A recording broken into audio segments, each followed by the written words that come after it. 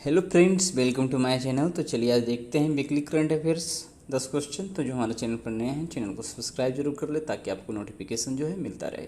ठीक है, तो चलिए आज का पहला क्वेश्चन देखते हैं। कावेरी नदी निम्न राज्य केंद्र शासित प्रदेश से होकर प्रवाहित होती है। यहाँ है कर्नाटक, केरल, तमिलनाडु, पुडुचेरी। कुछ समय पहले ये कावेरी नदी जल विवाद चल रहा था, यानी अभी भी है। तो ये चारों राज्य जो है कावेरी नदी यहाँ से होकर बहती है। ठीक है, तो आंसर हो जाएगा ऑप्शन डी। चलिए आगे देखते हैं दूसरा क्वेश्चन आज का।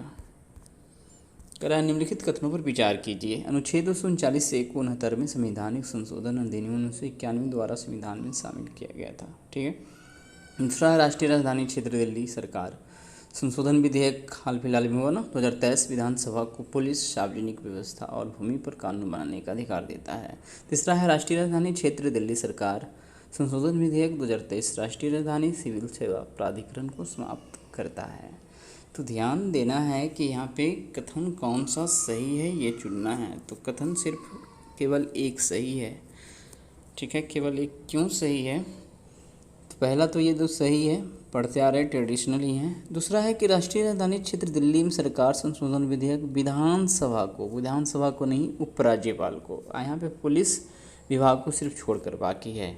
ठीक है ना। और का राष्ट्रीय राजधानी क्षेत्र दिल्ली सरकार विधेयक यहाँ पे है कि सिविल सेवा प्राधिकरण को समाप्त करता नहीं है, निर्माण करता है। निर्माण करता ये है कि दिल्ली क्षेत्र में जो भी प्रशासनिक निर्णय या अभियोजन लिया जाएगा, और साथ ही साथ ग्रुप ए के लिए अंडमान निकोबार में भी यदि होता है तो उसके लिए भी दिल्ली से कंट्रोल होता है और होगा। ठीक है, तो यहाँ पे वही सब नियम कानून है, पीडीएफ में देख सकते हैं। तो आंसर होगा केवल ए। आगे देखते हैं। भारत में 8 केंद्र शासित प्रदेशों में से किसने का संवैधानिक प्रमुख उपराज्यपाल के नाम से जाना जाता है? टोटल 8 केंद्र शासित प्रदेश है, तो कहीं मुख्यमंत्री भी हैं तो कहीं उपराज्यपाल हैं। तो उपराज्यपाल कितने केंद्र शासित प्रदेश में हैं? तो आंसर होगा 5 में। ठीक है, 5 केंद्र शासित प्रदेश में क्या है? उपराज्यपाल है। और पाँचों कौन कौन है वो पीडीएफ में आप देख सकते हैं। निम्नलिखित कथनों पर विचार कीजिए। चंद्रयान 3 को 14 जुलाई 2023 को लॉन्च किया गया था। लूना 25 को 10 अगस्त 2023 को रूस द्वारा लॉन्च किया गया था। और लूना 25 का उद्देश्य चंद्रमा की आंतरिक संरचना पर रिसर्च करना है। कथन तीसरा, तो ध्यान देना है कि 14 जुलाई को चंद्रयान 3 को भी लॉन्च किया गया था, और इधर 10 अगस्त को लूना 25 को रूस ने भी लॉन्च कर दिया है। तो उससे रिलेटेड ये तीनों कथन जो है सही ही हैं, और दोनों के बारे में डिटेल से आप पीडीएफ में देखिए, क्योंकि क्वेश्चन कहीं से कैसे भी तैयार किया जाता है, ज़रूरी नहीं कि यही 3 पॉइंट हमेशा पूछा भी जाए। तो ये तीनों कथन सही होना चाहिए, ऑप्शन सी करेक्ट हो जाएगा। ठीक है ना। चलिए अगला देखते हैं।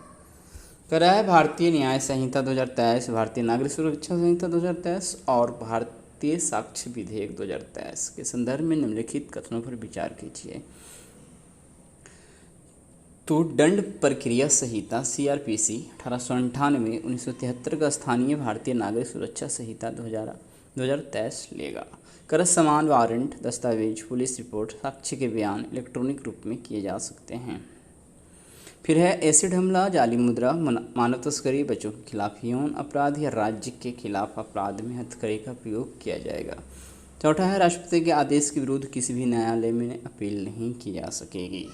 तो ध्यान देना है कि यहाँ पे चारों कथन जो है सही है। ठीक है, चारों कथन सही है, तो ऑप्शन डी करेक्ट हो जाएगा। चलिए आगे देखते हैं। निम्नलिखित कथनों पर विचार कीजिए। नेशनल फॉरेंसिक साइंस यूनिवर्सिटी बनाने का निर्णय लिया गया है, जिससे दोष सिद्धि के प्रमाण को बढ़ाने में फॉरेंसिक साइंस को बढ़ावा दिया जा सके। वर्ष 2027 से पहले देश की सभी अदालतों को कंप्यूटराइज्ड कर दिया जाएगा। क्रिमिनल प्रोसीजर कोड को 1860 में लागू किया गया था। तो ध्यान देना, 1860 में नहीं 1862 में लागू किया गया था। ठीक है, तो आंसर हो जाएगा यहाँ पे केवल 2, ऑप्शन बी करेक्ट हो जाएगा। ठीक है, आगे देखते हैं। भारत में कुल कितने रामसर स्थल हैं? भारत में कुल कितने रामसर स्थल है? 72, 75, 78 या 81? तो आंसर होगा ऑप्शन बी 75, ऑप्शन बी 75। आगे देखते हैं। निम्नलिखित आर्द्रभूमि में से कौन सा आर्द्रभूमि ओडिशा में स्थित है? निम्नलिखित आर्द्रभूमि में से कौन सा आर्द्रभूमि ओडिशा में स्थित है? लोनार झील, नंदा झील, तंपारा झील, कंजली झील। तो निम्नलिखित आर्द्रभूमि में से कौन सा आर्द्रभूमि ओडिशा में स्थित है? तो ऑप्शन सी तंपारा झील, ऑप्शन सी तंपारा झील। निम्नलिखित कथनों पर विचार कीजिए। NAVIC को 7 उपग्रहों के साथ डिजाइन किया गया है।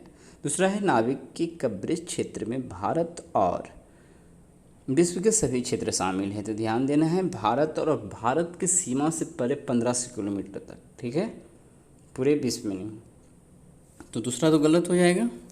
तीसरा है कि नाविक को भारतीय अंतरिक्ष अनुसंधान संगठन इसरो ने अमेरिकी सहयोग से लॉन्च किया। नहीं, इसरो और साथ ही साथ IRNSS। तो IRNSS का मतलब क्या होगा? IRNSS तो Indian regional navigation satellite system और इसरो ने मिलकर इसे तैयार किया है। तो ध्यान देना है। तो 2 कथन तो गलत हो गया ना, तो हो जाएगा केवल एक सही हो जाएगा। चलिए आगे देखते हैं। मौना लोआ ज्वालामुखी पर्वत कहाँ स्थित है? ग्रीनलैंड, न्यू गिनिया, मेडागास्कर या हवाई? तो मौना लोआ ज्वालामुखी पर्वत कहाँ स्थित है? तो आंसर होगा ऑप्शन डी हवाई, ऑप्शन डी हवाई। तो आज हमने 10 क्वेश्चन देख लिया करंट अफेयर से। तो मिलते हैं अगले दिन हिस्ट्री के क्वेश्चन के साथ। तब तक हमारे चैनल पर बने रहें, वीडियो देखते रहें, लाइक कमेंट और वीडियो को अच्छा लगे तो शेयर ज़रूर करें। धन्यवाद।